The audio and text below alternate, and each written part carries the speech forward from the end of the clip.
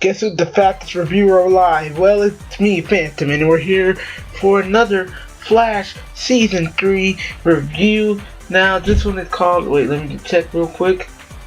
It's called the New Rouges. Yeah, it's called the New Rouges, my bad. I have notes, okay, guys? I have notes, and they're on Google Notes. But basically, this episode, it was a really, I would have to say, in the beginning, very exciting, rush. And then toward the end, rush. And the reason why I say this is because, well, even though we got everything well placed, we do have a little slow moments in there, but they're not as slow. So basically, we start off the episode with, well, we go back, I believe it was during a particle accelerator explosion that Snark, or Captain Cold, was making a deal with the person who will now become Mirror Master. And it didn't go so well. And that was when Mirror Master gets his ability, and that's when I forgot the girl's name, but they call her Top, gets her ability. And during the particle acceleration, that's how they do it. And instead of them going for the usual Mirror Master approach with the gun, instead he can actually literally go into the mirror or any reflective surfaces and come out of it, which is really fucking awesome. Another thing that this episode was important of, which even I thought was kind of awkward, was Barry and Iris having their, how do I put it, being public display of affection, PDA, while Joe is in the room. Like, it is really awkward, because it's like, you gotta remember, Joe raised both of these kids.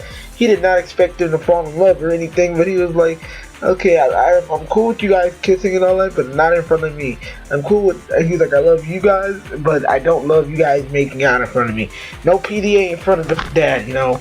And it's really just, it's a really funny encounter, like the first time it happens, because they were, you know, getting it, and then out of nowhere, here comes the dad, here comes Joe, like, oh, good, I'm home. Oh my god, what are you two doing? And it's really weird, but, you know, because you always see them as the brothers with the relationship. Also, another plot point in this episode is that Jessie is learning how to control her Speed Force abilities. And she's actually pretty good at it, to where people are even saying she might be faster than Barry. I don't know about that, because, you know, Barry was the one who created the Speed Force, so, you know, I don't see her being faster than him, but I do see her on his level. And to be honest, I'm still waiting for Welly to get his powers back. I mean, it's only a matter of time. By the way, I have a theory on that coming up this Thursday. So yeah, look out for that. Either Thursday or Sunday, it depends. But overall, you see that you know, she's learning how to use her powers because they don't want to go back to the other Earth, and she's pretty much clueless on how to use her Speed Force abilities. So Harrison kind of lets her stay. But we see a romance between Jessie and Wally developing throughout it, and it's so good. Like, it's not even like a forced shipping. It is really good, like, relationship between these two, because one, like, Wally doesn't want to go for this relationship because he's like, you're about to go home to another Earth, and it's not like you're going home to like another state or to another you know, to another country. You're leaving for another literal dimension. So that's the one thing that's always going to be the barrier between us, which makes sense. I get where he's coming from, you know, because it's like, okay, I want to be in a relationship with you, but I can't travel dimensions every time just to see you. Like, I could fuck something up, which is true. He probably could. In his head, he's probably thinking that. But another plot point we also have that had to deal with dimension hopping is, guess what? They're looking for another Harrison Wells. Mainly because it doesn't feel right without Harrison Wells on the team. So what does the Harrison Wells we have now?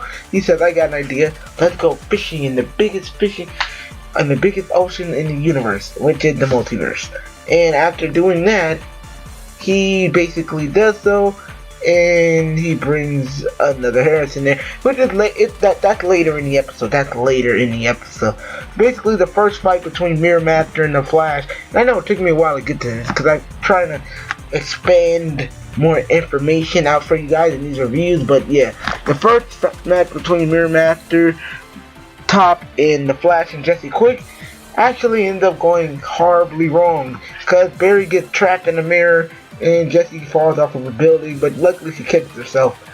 And now that Barry's kind of stuck in the mirror, it was literally, he was talking backwards and basically they were trying to figure out a way. Then they figured out one way. It had to have intense cold in order for him to phase out.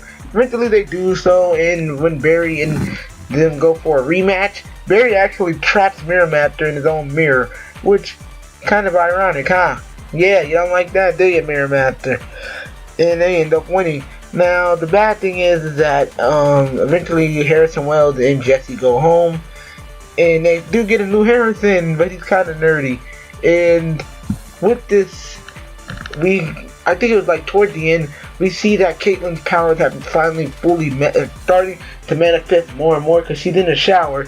She looks in the shower and she accidentally freezes the water, and it's really, really hilarious. I wouldn't say hilarious, but it was kind of comical in a way.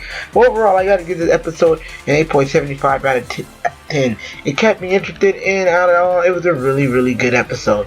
So if you guys like this review, please hit me up with a like. Don't forget to subscribe to become a part of the Phantom Zone. And I'll see you guys in the next video. Peace out.